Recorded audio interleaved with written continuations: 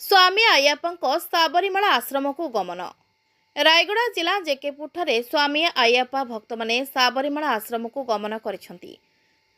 40 दिन पूरण हेबा परे स्थानीय दुर्गा मंदिर रे पूजा अर्चना सारिबा परे मुख्य पूजक भक्तों मुंडरे कपड़ा बांधिबा सहित एरुमुड़ी फुलहार इत्यादि मुंडरे देबा परे भक्त माने साबरीमाला आश्रम को गमन करिथांती।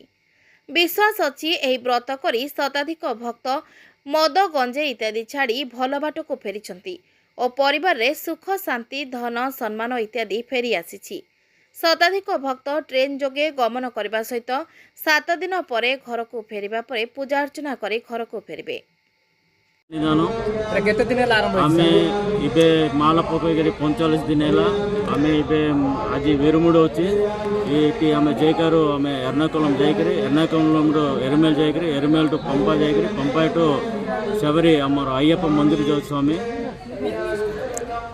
स्वामी आम 20 वर्ष है माला पकाऊ आमको ये सुविधा किसी ना आमको मंदिर टे गवर्नमेंट साहस करने आम ट्राए करते ट्राए कर भी आमको चेष्टा करले भी आउ ना आम टे दया करके आम टे साहस करते। रायगड़ारू हलधर मिश्र रिपोर्ट सूर्यालोक मीडिया। आमर एभली खबर देखिबाकू आम चैनल को अधिकरू अधिक लाइक शेयर एवं सब्सक्राइब करंतु।